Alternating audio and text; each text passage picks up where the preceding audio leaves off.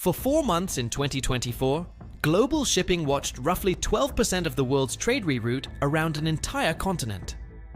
Container ships that normally glide through the Suez Canal were suddenly steaming an extra 6,000 kilometers around the Cape of Good Hope. Fuel bills doubled, delivery times stretched from weeks to months, insurance premiums in the Red Sea jumped nearly 400%, and, for the first time in half a century, the world remembered something uncomfortable. The Suez Canal is 21 miles wide at its broadest point and 673 feet narrow at its tightest.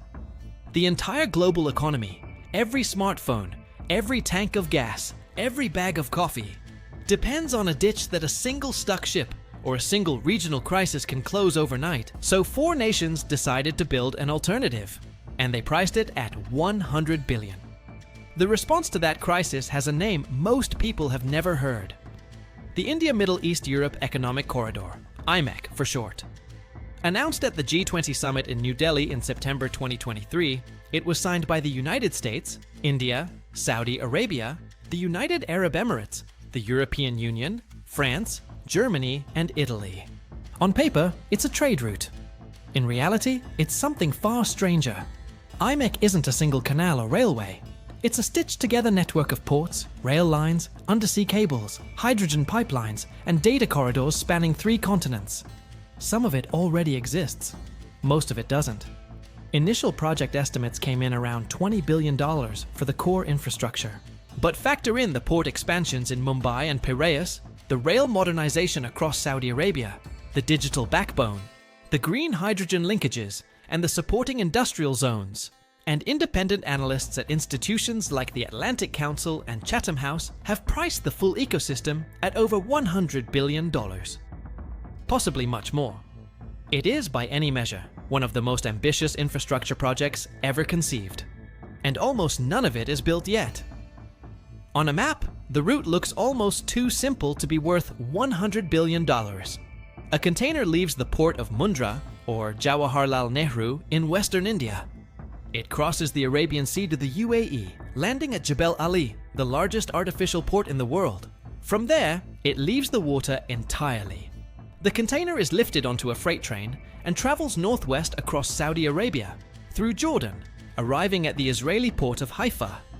Then it's loaded back onto a ship, sent across the Mediterranean to Piraeus in Greece or Trieste in Italy, and from there, it rolls into the European rail network.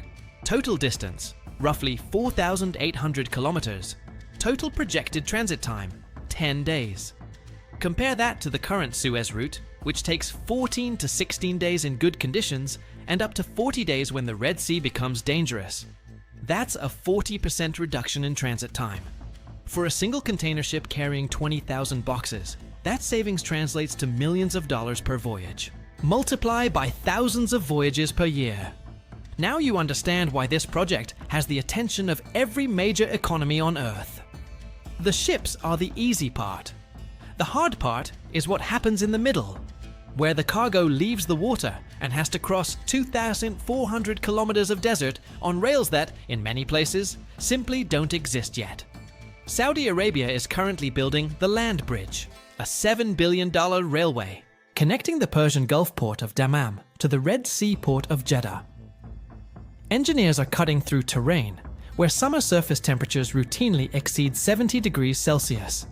That kind of heat warps standard steel rails, melts asphalt, and cooks electronics, so the construction teams are using specialized heat-resistant alloys and a continuous welded rail system designed for extreme thermal expansion. The ballast itself, the crushed stone beneath the tracks, has to be graded and compacted to precise specifications to handle 25-ton axle loads across shifting sand dunes. Then there are the bridges, dozens of them, spanning wadis, ancient dry riverbeds that can flash flood with no warning when the rare desert rainstorm hits. Engineers have had to model hydrological events that occur once every 100 years and build structures capable of surviving them intact. The port side is just as demanding. Jebel Ali is being expanded to handle ultra-large container vessels carrying 24,000 TEUs, the standard measure for shipping containers. That requires dredging the approach channel to 17 meters deep and installing cranes tall enough to unload ships that rise 70 meters out of the water. Each crane costs around $15 million. The port needs dozens of them. Between the port of Jebel Ali and the Israeli coast sits the hardest piece of this entire puzzle. A 1,650-kilometer stretch of rail that has to cross the UAE, Saudi Arabia, and Jordan before reaching Haifa. Some of this track exists, most of it doesn't. The UAE completed its Etihad rail network, roughly 900 kilometers of track in 2023. It's already moving freight. Saudi Arabia's land bridge is under construction. But the critical connections, the cross-border links between these national systems, have not been built. And that's where engineering becomes diplomacy. Different countries use different rail gauges, different signaling systems, and different electrification standards. Harmonizing these is not a minor issue. It's the reason the Trans-Asian Railway has been discussed for 60 years and still isn't finished.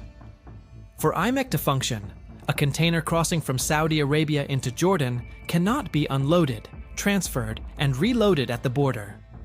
It has to roll across seamlessly. That means building new interconnector rail segments from scratch, designing unified signaling protocols, and establishing customs procedures that treat the entire corridor as a single regulatory zone. Then there's the Jordan to Haifa section, which currently has no functioning freight rail link at all. That stretch alone is estimated to cost between $3 and $5 billion cross-mountainous terrain and require tunneling through some of the most challenging geology in the region. Construction hasn't started. Planning is still ongoing, and every month of delay compounds the cost. While diplomats signed the IMEC agreement in New Delhi, another project had already been moving cargo for a decade: China's Belt and Road Initiative. Launched in 2013, the BRI has funneled over $1 trillion into ports, railways, and energy corridors across 150 countries. It includes the China-Pakistan Economic Corridor, which gives Beijing direct access to the Arabian Sea through the port of Gwadar. It includes a network of high-speed rail lines across Central Asia. And it includes strategic stakes in ports from Piraeus in Greece to Hambantota in Sri Lanka. In other words, IMEC is entering a market where the competition has a 10-year head start. Supporters of IMEC argued that the two projects serve different needs. BRI is massive but slow, often plagued by debt disputes and stalled projects. IMEC is leaner, faster, and focused on one specific trade axis. Critics point out something else. China has already demonstrated it can build at scale. The question for IMEC isn't whether the engineering works. It's whether 8 separate governments, with 8 separate political calendars, and 8 separate sets of domestic pressures can coordinate the kind of sustained investment that infrastructure on this scale demands. BRI succeeded because one country controlled the checkbook. IMEC has to succeed through consensus. Infrastructure history is not kind to consensus-based mega projects. Every trade corridor in history has had one fatal weakness, and IMEC is hiding in plain sight. The Middle East section of the route passes through a region that has seen repeated conflicts and unresolved border tensions. This isn't a criticism, it's a logistical fact. Trade corridors require predictability. They need decades of stable operating conditions to justify the upfront capital. A single prolonged disruption anywhere along the route, at any port, at any border crossing, and the entire economic case begins to wobble. Insurers price this risk. Investors price this risk. Shipping companies, who ultimately decide which routes to use, price this risk most aggressively of all. And right now, the risk premium for the IMEC corridor is high. Any infrastructure passing through contested or recently contested territory has to be built to survive not just normal operational stresses, but periods of interrupted access. The engineering implications are significant. Redundant rail segments, multiple port options, over-engineered fueling and maintenance facilities, secure data and communications infrastructure. Each of these adds cost and complexity. IMEC designers have acknowledged this by building optionality into the plan. There are proposed spur lines, alternative port connections, and parallel routes that would allow cargo to reroute if a single segment becomes unavailable. But optionality is expensive, and every redundant kilometer of rail pushes the total project cost higher. Some analysts believe the true, fully redundant version of IMEC could cost closer to $150 billion by completion. Strip away the diplomacy, and one question remains. Does the math actually work? The answer, according to most economic modeling, is cautiously yes, but only under specific conditions. For IMEC to be commercially viable, it needs to carry a minimum threshold of cargo volume. Analysts at the European Council on Foreign Relations estimate the threshold at roughly 15% of the trade currently flowing through the Suez Canal. That translates to about 1.5 million containers per year on the IMEC route. To hit that number, shipping rates along the corridor have to be competitive with Suez, transit times have to be reliably faster, and the combined sea-rail-sea handoffs have to happen without the delays that typically plague multimodal freight. Each container transfer between ship and rail adds cost, adds handling time, and adds risk of damage. Suez is a single continuous water route. IMEC is 4 transitions. Engineers are working on automated container handling systems that can move a box from ship to rail in under 90 seconds. Ports like Jebel Ali are already piloting this technology. If it works at scale, the transit advantage holds. If it doesn't, the math collapses. The margin for error on this project is, in financial terms, remarkably thin. So, can a $100 billion project actually save global trade? The honest answer is more complicated than yes or no. IMEC probably won't replace the Suez Canal. Suez moves too much cargo too cheaply for any single alternative to displace it. But IMEC doesn't need to replace Suez to succeed. It needs to provide a parallel option, a pressure release valve that limits the damage when the primary route gets disrupted. In that narrower role, the engineering is feasible, the economics are plausible, and the geopolitical momentum is real. What remains uncertain is the timeline. Current estimates place full IMEC completion somewhere between 2030 and 2035.